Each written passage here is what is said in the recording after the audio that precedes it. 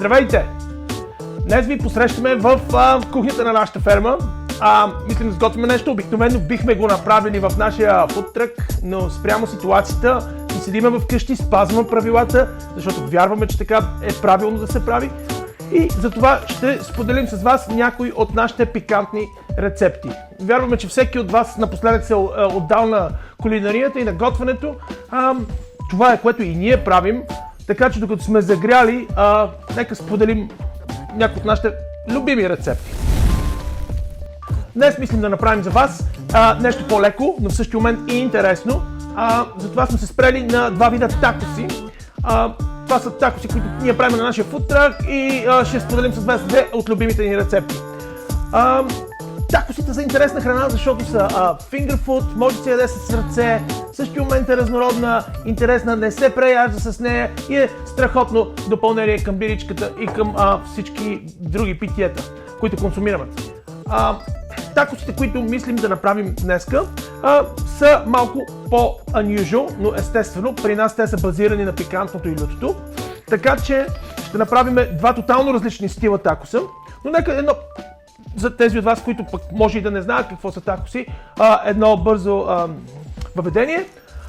Такосите са типична мексиканска улична храна. Това са едни пшенични или царевични или пшенично-царевични питки, върху които вече може да си правим всякакъв вид топинги с различни видове меса или зеленчуци. Много са разпространени в цял свят, в Tex-Mex кухнята и напоследък навлизат и в България, именно поради факта, че са наистина разнородна парти храна, която може да се яде на улица и при всякакви условия. Такосите, които ще направим днеска, са два вида. Единият е с малко по-азиатски стил, с свинско, скариди, нашия самбал и подправки.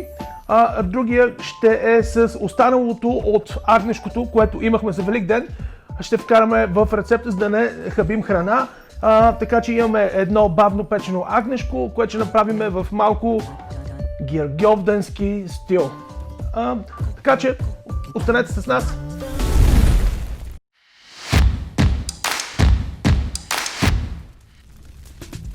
Също така ще споделим с вас и как да бъдем практични и как с едни и същи продукти да направим две-три неща, като домашен тортила чипс и нашата любима рецепта с домашна салса с пресни продукти.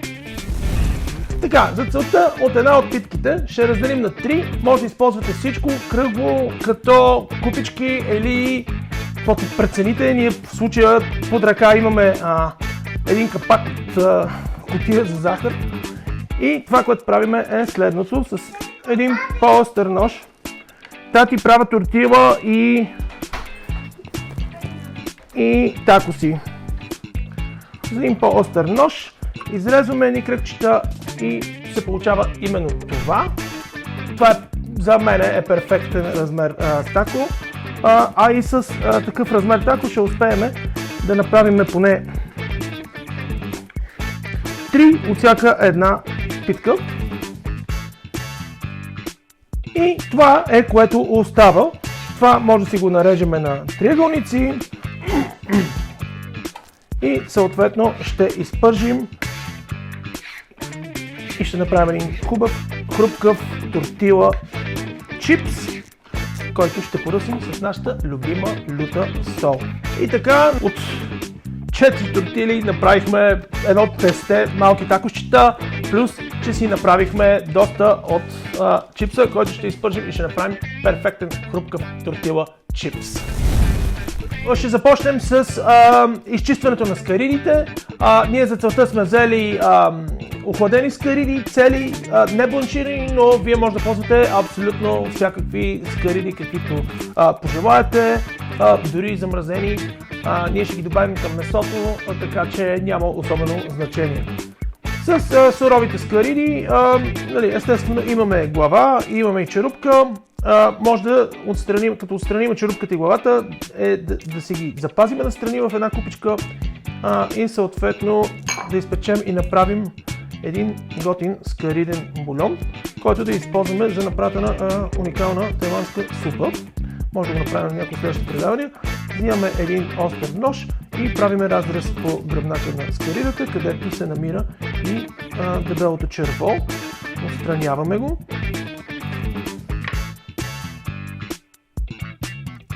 И скаридата ни е почистена. Скаридите са ни почистени вече. Съответно остава да ги накълцаме и смесим с другите съставки. Какво друго имаме, освен скаридите? Значи имаме около 200 грама скариди, около 300-350 грама прясно смляно свинско месо, соев сос около 25-30 мг, sweet chili сос, много важен за комбинацията. Имаме олио, имаме джинджифил, около 30 на грама, 2 скалитки чесън. Много важна подправка е нашия чилихил самбал, който също има и сусамово олио и бърза чушки. Това ще даде супер пикантността на нашия азиатски тако. И естествено имаме лайм. Имаме пресен кориандър за финиш, а за тези вас, които не обичат пресен кориандър, имаме магданос. Така че изборът е ваша. Нека започнем.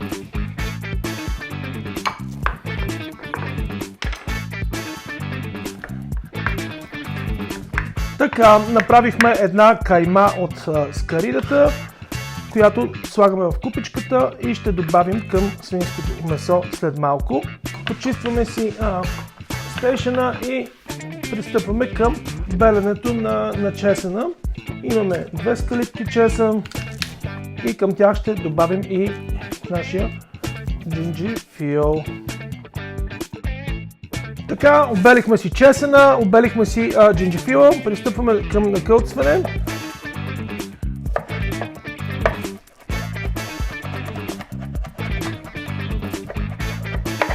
Така, идва време на нашия лук. Стига да го намерим къде е. Така.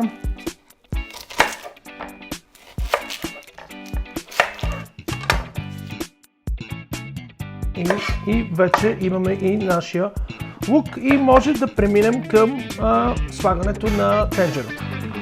Добавяме лука, добавяме и чесъна с джинджифила, добавихме и смляното свинско месо към цялата смес, като сипахме и малко топла водичка, за да може месото да се разбие по-лесно и го оставяме на висок огън за 5-6 минути, докато видим, че вече е започнало да се готви.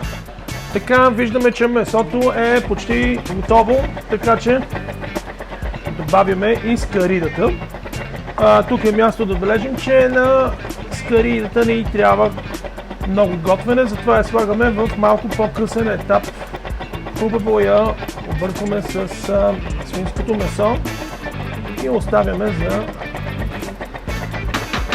5 минути.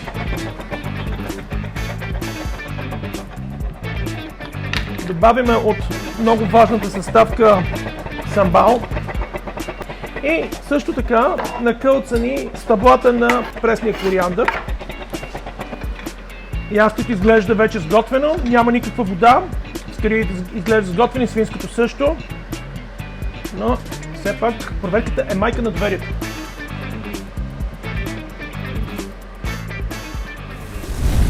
Окей, докато стават другите неща, нека да подготвим и салсичката.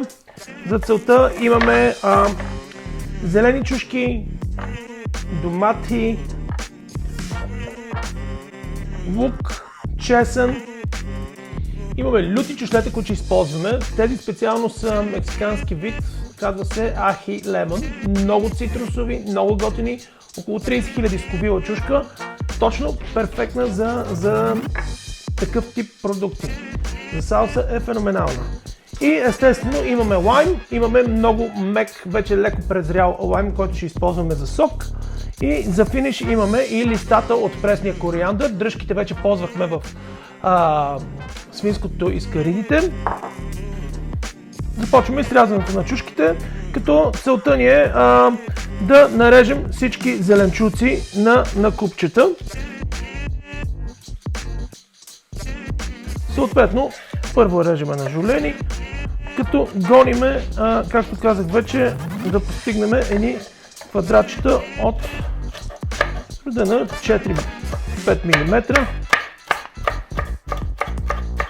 на абсолютно всички нарязани продукти. Ето, това е големината, която гоним.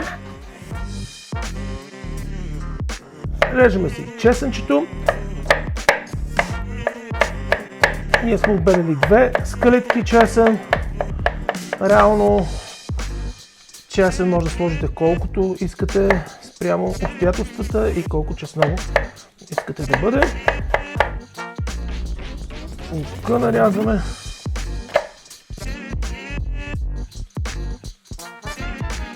Така, и пристъпваме към доматите. Домата е много важно да не е много воднис. Сега, трудно е в този сезон да не е много воднис, но гледаме да са по-твърди, за да може да се режат на купчета, иначе просто се разкашкват.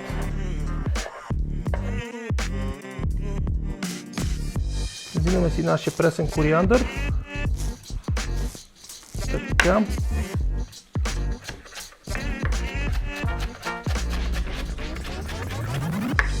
Който накълцваме насипно.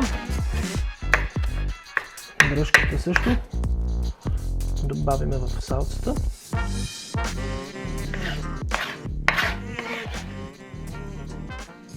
И пристъпваме към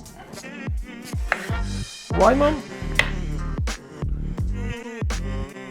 Така, сега слагаме и лютите чушлета. Както казах вече, това е ахи лемон, супер приятна цитрусова люта чушка.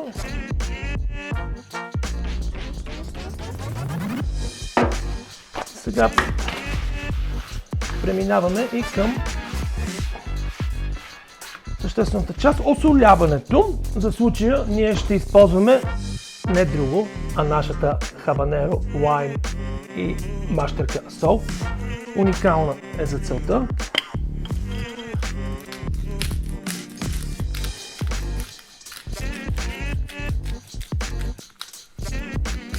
Наистина е много готина, придава супер готин аромат. И не само. И сега разбъркваме.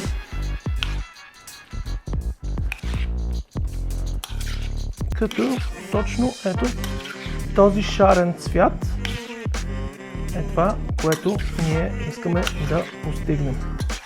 Имаме червеното, зеленото, бялото от лука, жълтото от лютата чушка и естествено готиния зелен цвят на кориандъра. Ето това е, което гоним да постигнем като цел. Така, тортилите са ни готови за слагане, салсата ни е готова и сега ще сипем и тортила чипса, който изпържихме току-що. Както чувате, той е доста хрупкав. Важно е да го осолим и него, докато е още топъл.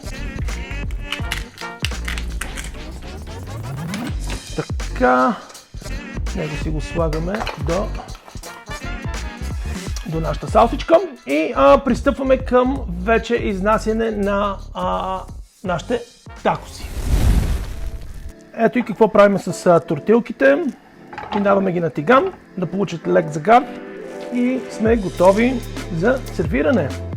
Салсичката ни е готова, агнечкото ни чака, имаме скариите с финско, имаме готина туршийка фрешно и сме готови. Такосчетите са ни готови и започваме плейтването. За свинското с скариди ще направим една основа от заквасена сметана.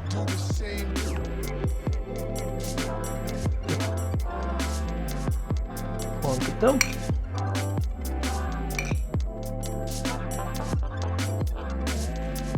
Така. Пресен кориандър. И естествено, нашия уникален халапеньо лайм луд сос, който дава просто феноменалния завършек на нашето тако. Така. Следващия минаваме към агънцето.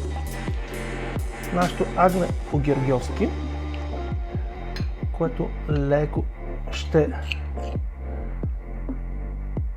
декорираме с прясна пролетна салата. Нещо средно между български и мексикански стил. Така, леко салсичка.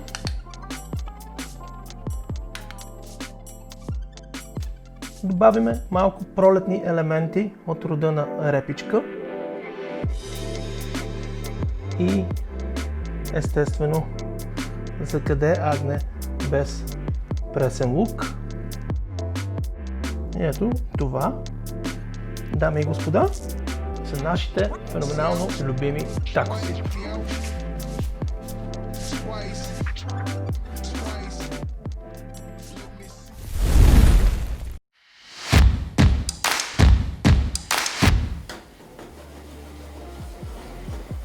Воля! Нашите такоси са готови. Отнели малко време, но хубавите неща отнемат време и жертви. Останете вкъщи, ние оставаме вкъщи, никъде не мърдаме. Хей! Ела тук!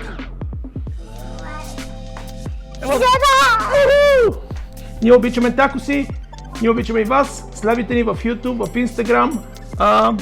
Хубави такоси може да намерите в Такотека в София, също така и в Манджаван. Ние оставаме да хапваме. Чао и до скоро! Come on,